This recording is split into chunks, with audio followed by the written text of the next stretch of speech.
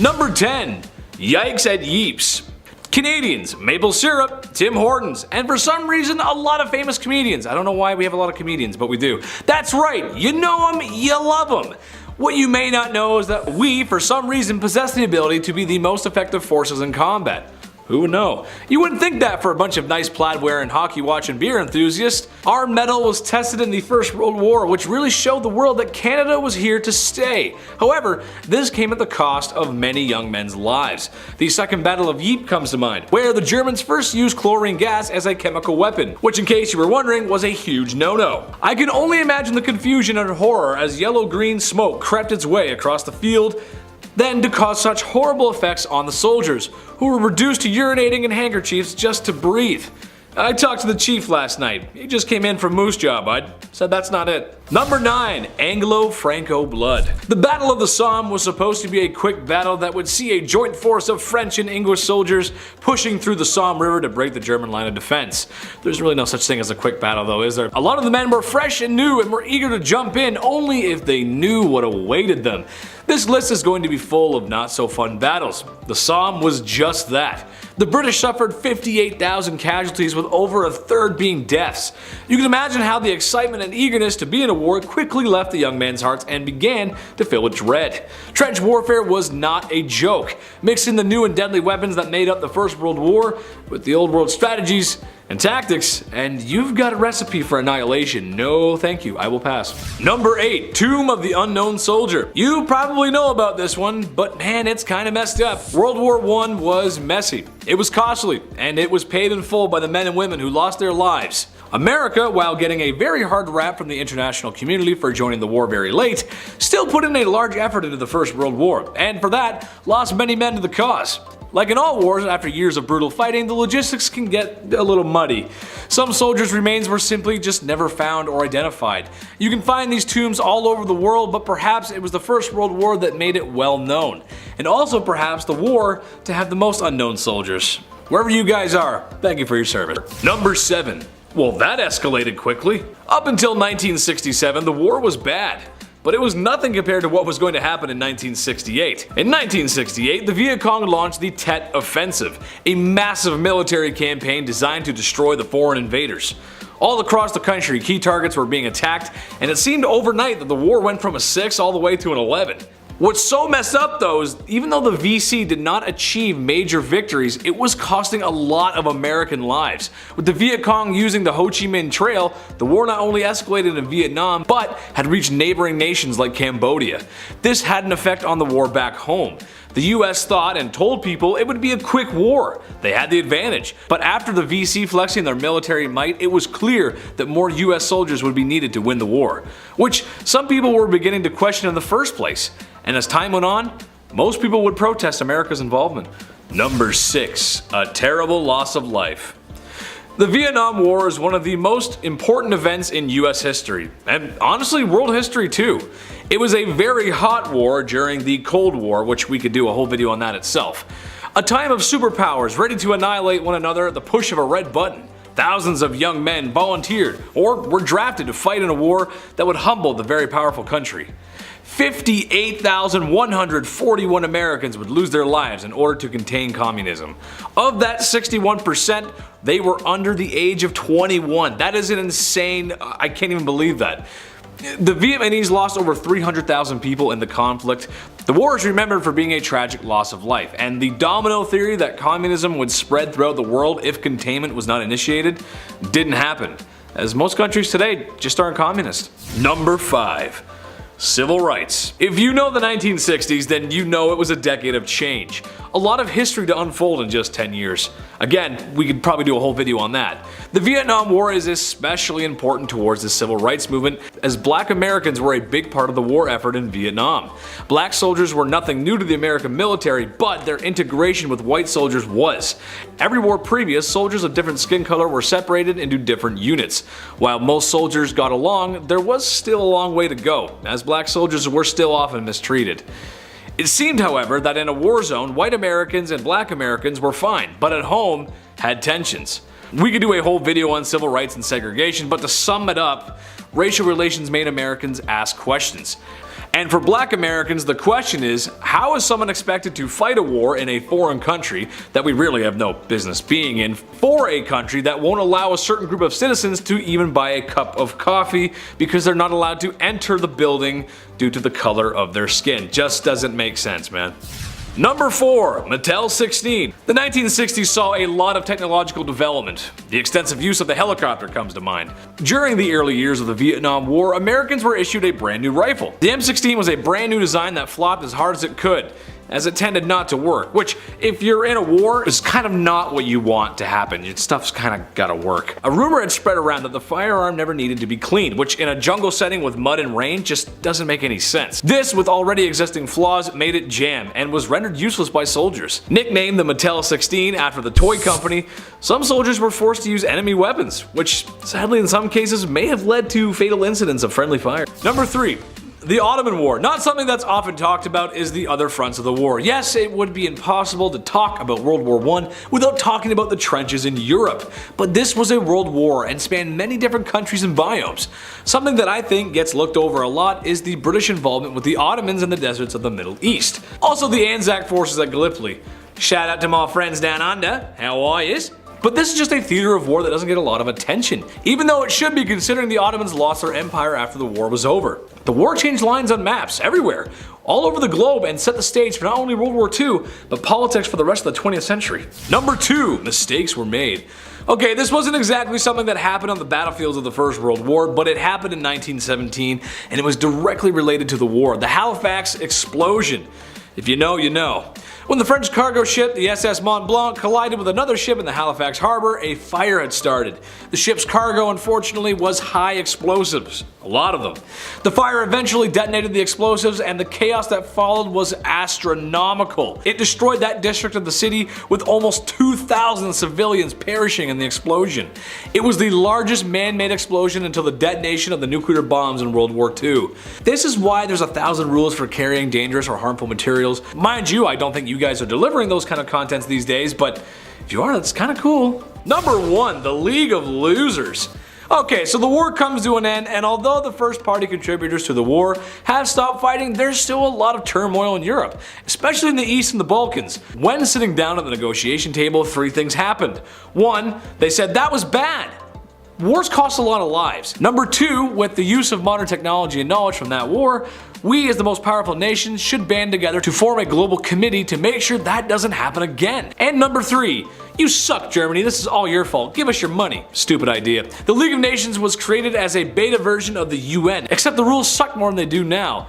And America, one of the founding members and the ones proposing all this anti-war ideas, did not join. What? Which, sure, they were basically forced into the war in the first place, but come on, it soon fell apart, and you know what came next. World War II came next. It was pretty bad. It was a bad sequel. Number 10. Crying Wolf. The Gulf of Tonkin incident was a conflict between Vietnam and US forces in 1964. What's messed up about that is that 2 days later, it happened again. Actually, it didn't. Big prank. The second incident was fabricated by the US just to justify ramping up their presence in Vietnam. Sadly, it worked, as the next 8 years in Vietnam would end up being a total snipe storm for the US, as they would encounter problems abroad and at home. Thank goodness this is the only time the American government would ever lie about anything ever again, right? This was officially declassified decades later. Number 9. Agent Orange. The world agreed not to use chemical warfare after the First World War, as it was extremely cruel and lethal. So, you might be surprised that America used chemical weapons during the Vietnam War. Agent Orange, brought to you by the Dow Chemical Company, was a herbicide and defoliant dropped and sprayed from air vehicles to cut down the thick jungle brush. Viet Cong soldiers were excellent at living off the land and concealing themselves in the jungle. Bad guy hides in jungle, you remove the jungle. Makes sense. The chemical was extremely effective, but what's so messed up was the negative health side effects. Soldiers that were exposed to the chemical developed cancers years after the war. But what's even more crazy is how it affected the Vietnamese people. It created children with really bad health defects, and to this day there are many people who live with ill side effects of Agent Orange. That's just not right, man. That's wrong. That is so wrong, dude. Number 8. French Indochina. The US was not the first superpower trying to tame Vietnam. Vietnam used to be called French Indochina, and it used to be a colony of France. And when they no longer wanted to be a part of that, France came down to give them a piece of their minds. But you can probably guess how that went, considering the US was there 20 years later trying to do the same thing. While France was trying to keep a colony and the US was trying to stop communism from spreading to other countries, Vietnam was trying to fight for its independence, which is ironic for America because that's how they became a country. And yes, I know that the communist movement in Vietnam wasn't great by any standards, but the regime America was trying to put in place was no better. As much as France would have liked to keep Vietnam, times were changing, and there was no victory in sight, with or without American support. Number 7. Inner Armor. Alright, let's change it up a little bit, shall we? DARPA's Inner Armor Project. This was the Pentagon's way of creating super soldiers. Yeah, and Marvel Phase 5 or whatever couldn't be a better time to bring this out. Scientists use animals as a reference for these new abilities, like literally from a Marvel movie. They're studying the DNA of the stellar sea lion because it can reduce blood flow away from organs if need be in order to reduce oxygen demand to survive.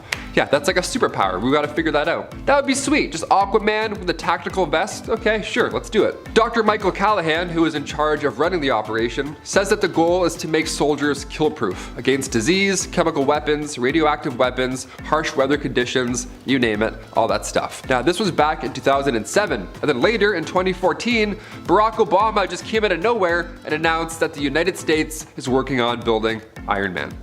Yeah, apparently that wasn't a joke. Number 6, the Milgram experiment. Alright, we gotta turn it up a little bit, shall we? While learning about our past in further detail, like the Trinity test for example, and how that led to the bombings of Hiroshima and Nagasaki, it's important to understand why these things happened and how people like the Germans were so easily influenced into doing what they did. So the Milgram experiment was put in place to start getting some ideas, right? How far will people go when it comes to obeying instructions, specifically if it involves a third party being hurt? Stanley Milgram, Yale psychologist, he created this test, and there's 3 important rules for this one. There's the teacher, the experimenter, and the learner. The learner is disguised as the main test subject, but they're really in on the whole thing.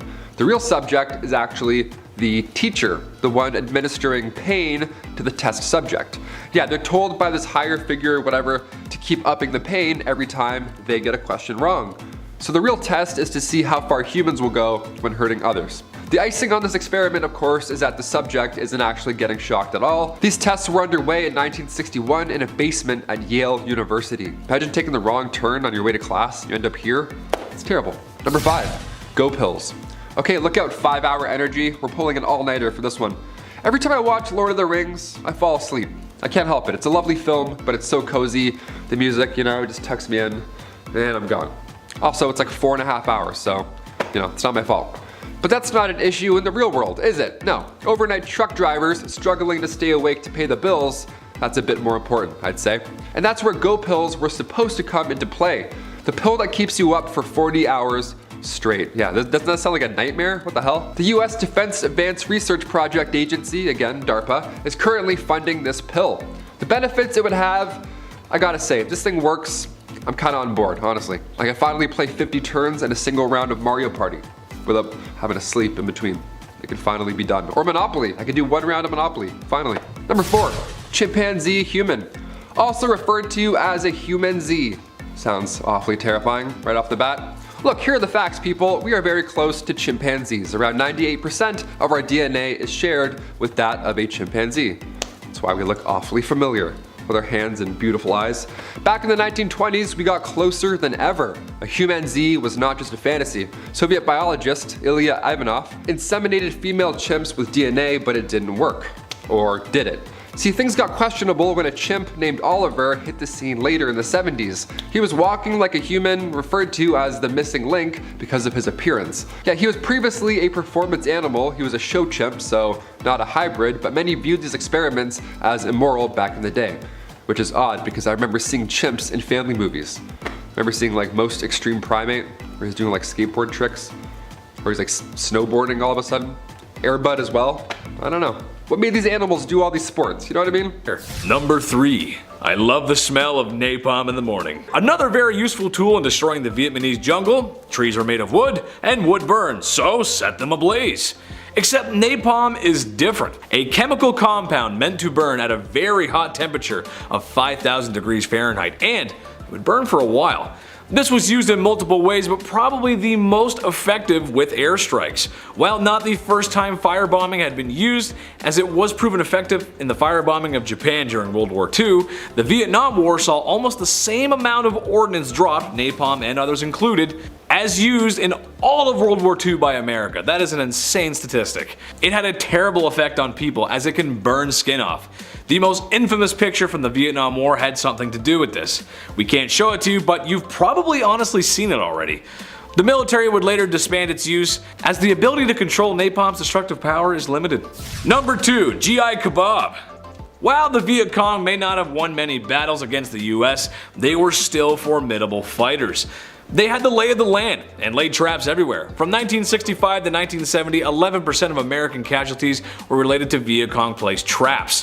What's so messed up in that is that in a modern war with modern technology, a lot of the traps the Viet Cong were using were something out of the Stone Age, but still deadly. Improvised explosives, swinging spiked balls, tripwires, single shot cartridges, and snake pits right out of Indiana Jones. I can't even believe that's real. But the most effective were punji pits, or punji sticks. A large hole is dug and bamboo spikes are placed at the bottom. Then, out of pure evil, urine or human excrement is put on the spikes. A thin layer of leaves or cover is placed on the trap, so when someone comes along they would fall in a pit of spikes that if that didn't kill them, an infection from the waste would, or make recovery very, very miserable. That is cruel, man. That ain't right, man. That ain't right, Chief. Number 1. Apocalypse Now. Tiger Force was a long-range reconnaissance unit that later became known for its acts of war crimes. Not sure if there could be war crimes when everyone's doing naughty things, but okay. To quote Martin Sheen in Apocalypse Now, charging someone with murder around here is like handing out speeding tickets at the Indy 500. And like a scene right out of that movie, the members of Tiger Force had a tradition to make necklaces out of ears. I'm going to say that again. They made necklaces out of ears. There are a number of things Tiger Force committed that are honestly just not safe for life. But that's war at the end of the day. War is hell. Number 10. Spider art. I have to start our list off with NASA's 1995 spider tests. I was always afraid of spiders growing up, and once I heard about this, it kind of helped out. So I don't know, maybe I'll help you as well. When nature meets science, we often get jarring results, be it hybrid animals, clones, you name it. Spiders, as fascinating as they already are, can be even more mysterious, believe it or not. Especially when they're exposed to mind-altering, illicit substances. NASA wanted to determine the toxicity between these substances and what differences they may look like in use. So spiders, being as fascinating as they are, we can see how they think and survive with their webs. We see it up close, when we accidentally walk through them and we go, ew. But we never see them like this, right? Caffeinated behavior is all over the place, right? It doesn't even look like a normal web at all. But with hallucinogens, it's the same shape, but it's almost missing steps. I don't think any animal should have coffee. I don't think an espresso goes well with a bug. Or a human, really. Number 9, the turkey fakeout. This next one here is pretty funny, I had to include it. Back in the 1960s, turkey biologists in Pennsylvania thought, what if a male turkey was in a room with a fake turkey? What would happen, right? Would he try and flirt, right? Let's see what happens. Would he I am legend this fake turkey and just continue on living like everything's normal? Yes, turns out the answer is yes. These male turkeys would actually try and mate with the fake turkey, but by the end of the tests, they just had a head of a turkey on a stick. A fake turkey also, that'd be horrible. But these dudes still came out like, hey, what's going on, you single? Even though it was a stick with a photo of a turkey. These guys had no idea. How funny is that? They were just slowly taking away parts of a real turkey, and these dudes were coming out still with the same game plan, with the same keys to the VIP plan to get with that turkey, even though it's a broom. Number 8, Zorse. It's a fun one to say, let's do it. Zorse, it's a great word, Zorse. Male zebra, female horse. Now we get a really fun word, the Zorse. Sounds like a god, Thor, Odin, and Zorse. Zebroids are also quite common historically. See, Charles Darwin even noted some in his early work. So since the 19th century, crossbreeding zebras with horses or donkeys, it's all been done. More often than not, and this is what makes them stand out, zebroids will experience dwarfism. Yeah, they're quite cute, I can't lie. In 2010, a zedonk was born, a zebra donkey. But again, back in the 70s, 3 were born in Colchester Zoo. Yeah, way back then. Probably forgot about that. These zookeepers were like, how do we make the zoos new and hip? Oh, I have an idea. Yeah, bizarre. Humans aren't too smart. Let's stop mixing animal DNA. We get pretty jarring results all the time, I think. Right? Number 7, the Air Factory. Now this makes sense when you think about it. Ottomans had siblings duking it out in the streets and cradles because of harems. Relax, late night users of the internet, it's a little bit different than what you think that means. Okay, yes, it was a room full of women and ladies of the evening, but these women actually held some political power. An example of this is an extremely influential time for these women that became to be known as the Sultanate of Women. Mothers of sultans often helped choose women for their sons, which I'm sure is the worst blind date ever, and once the women were pregnant, they were no longer permitted to be with the sultan. That child, if born a son, would take a position with his mother in governing a province. There's a lot of rules to this thing, and pretty messed up, but I think if there's something to take away from this, like we should do with all history really, is when you make the succession of your country messy, the politics get messy, and when that happens, you're at the risk of revolution. Number 6. Classic humanity. Here I am again talking about YouTube's least favorite S word. I'm here to give you the buzz in history, and that's just how it goes. Probably the worst invention that we've ever come up with since war, but alas, it happened, and it happened in the Ottoman Empire too. It was pretty easy to get rich off the backs of those you whip. What's so messed up is how long it lasted.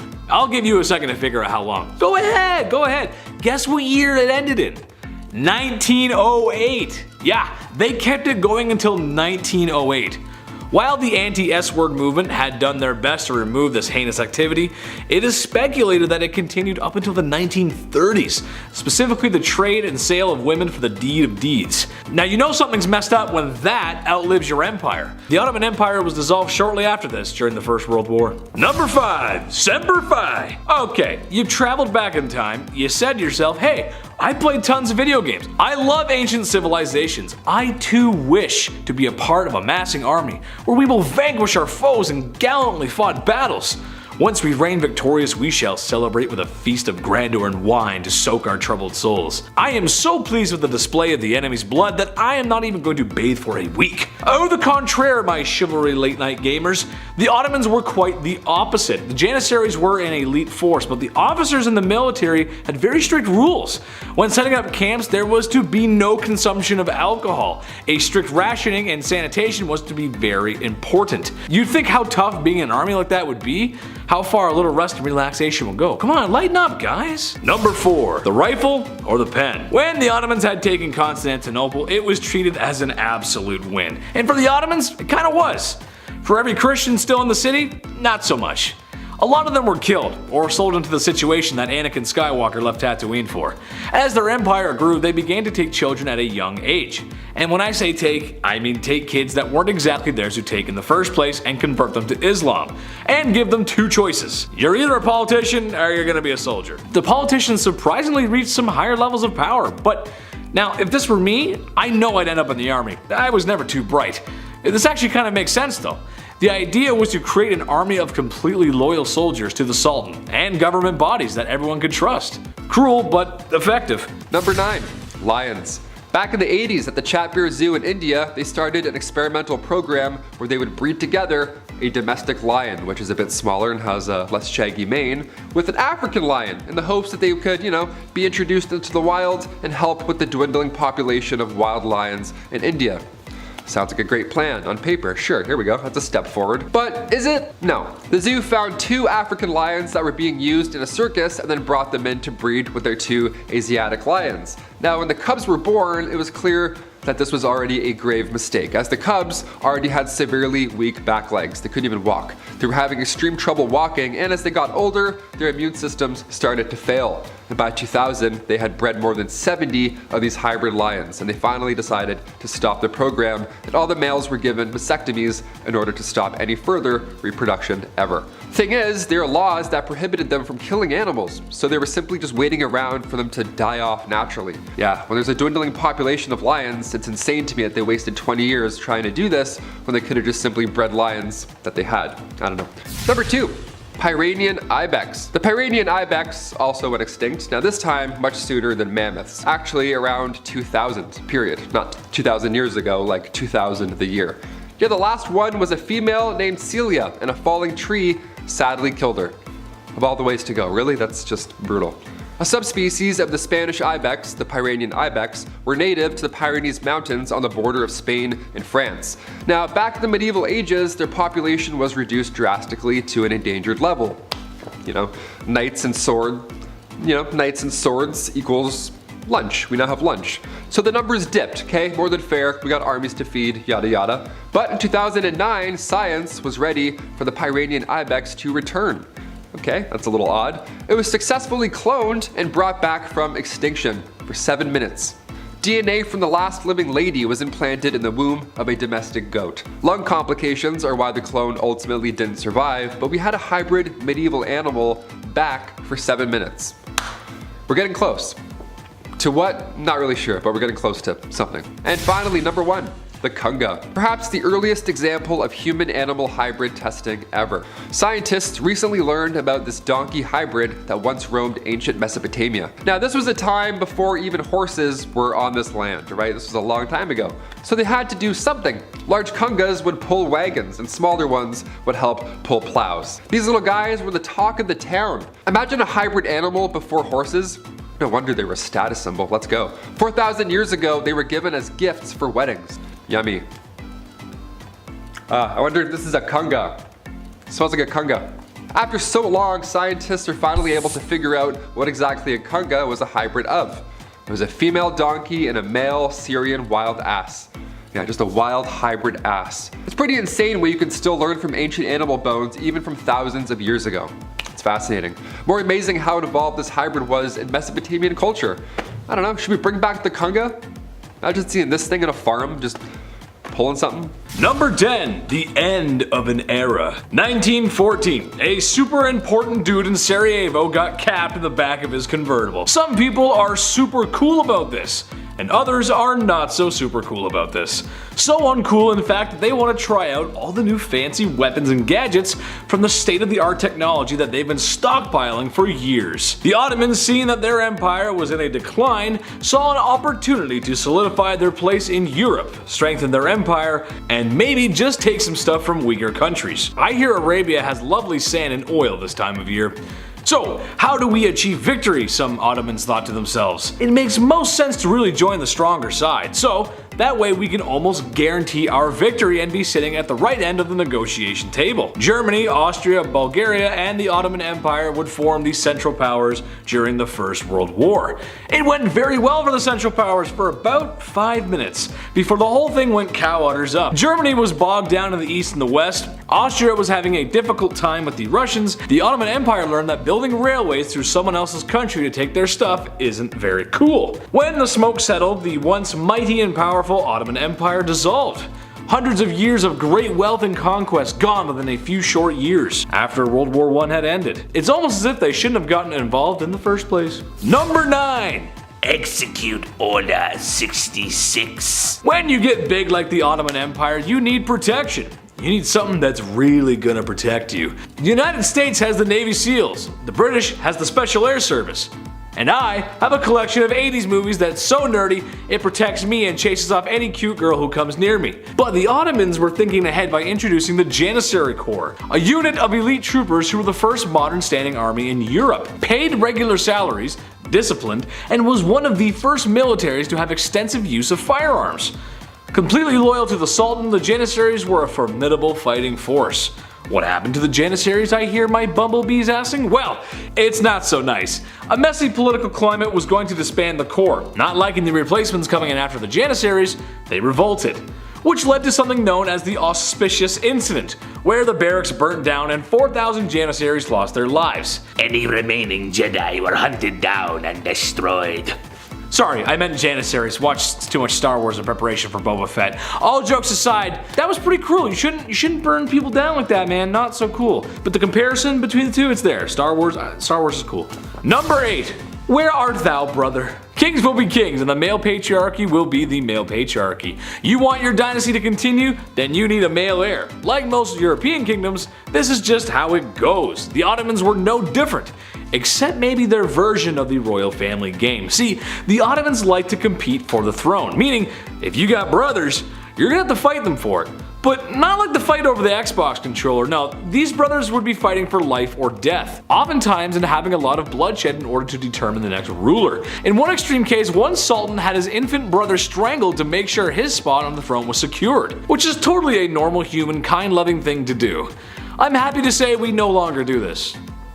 Number 7. Poor Germany. The number 2 bad guy in movies besides spooky scary Russians is Germans, and let's be honest, we had to fight them off twice. It left a bad taste in the international community's mouth. When we talk about World War II, we can say that Germans were 100% the villains of that story. That's just how it goes, along with its imperial and fascist sidekicks Italy and Japan. However, for the First World War, it's not so simple. While Germany was one of the main contributors of the destruction in the war, I don't think it's fair to completely blame them for the war. However, history is written by the victors, and Germany didn't win that one. And that's what's kind of messed up, is the Treaty of Versailles, which made Germany pay back an absurd amount of money in reparations, almost an imaginary number, especially right after a war. It also saw them demilitarize the Rhineland and give some crucial land and strategic resources like the industrial goods and power of the Ruhr Valley. Germany got wrecked in a nutshell. This made Germany go through hard times, harder than most other countries at the time, and was a main contributor in the rise of fascism and history's favorite mustache man. Number 6. Failed art student. Speaking of a super evil dictator mustache man, he was a soldier in World War I. After spending his years as a mediocre artist at best, painting paintings and postcards for whatever little money he could. People say his artwork is good, but I think it sucks and his proportions are off. Nerd. Anyway, when the Great War broke out, he and many other young men felt inspired. The patriotism was alive and well. He regarded this time in his life in the trenches with his comrades to be some of the best. However, there was an incident where Mustache Man was in the sights of a British soldier, who with a swift pull of a trigger could have put Mustache Man down for good. However, he showed mercy and let him live, which later was probably a really awkward moment considering the events of World War II. This event is somewhat debated, and honestly, regardless of if he made it out to World War II or not, it was probably still going to happen. So, kind of a missed chance, I guess. Number 5. Oh, Canada. The most defining moment for Canadians of the war was Vimy Ridge, a very costly battle that not only cost many Canadians their lives, but also many other armies trying to take it. Some people like to point out that America became a country during its war for independence. Well, Canada found its national identity in the battlefields of France. All Canadian regiments were put together for the assault, men from all across the country together in a moment of glorious pride. One general is quoted as saying, "In those few moments I saw the birth of a nation."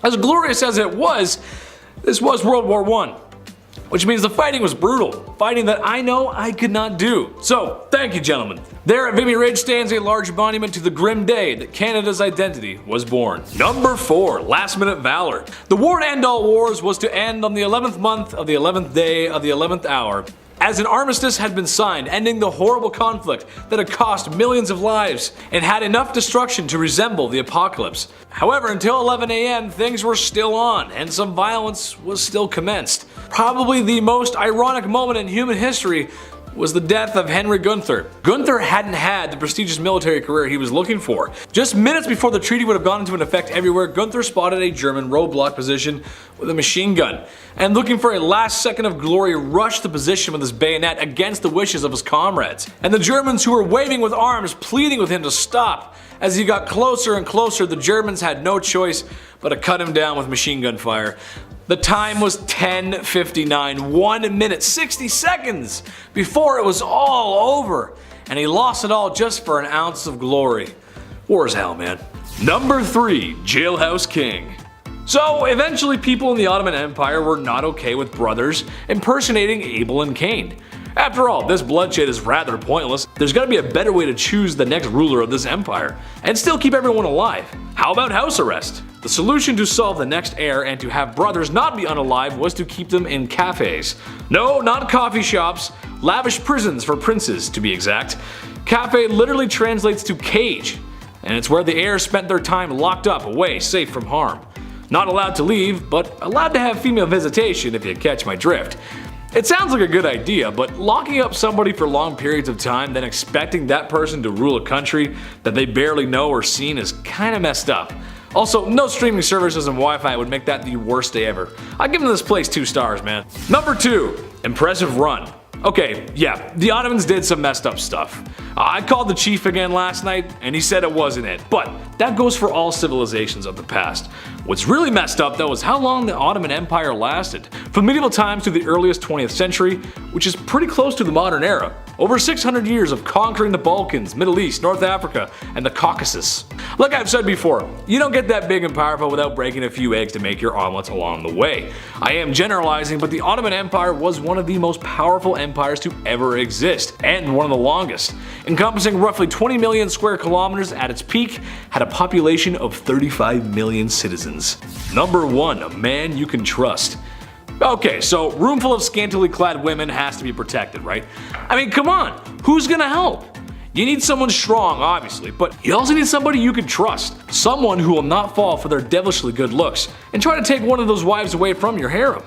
Good thing the Ottomans had eunuchs on speed dial, or rather just had a lot from pillaging other nations and just kind of kept them around. But as silly as it might sound, it does make sense. How could a man be tempted to bed with a woman if he's missing his long John Silver? Right?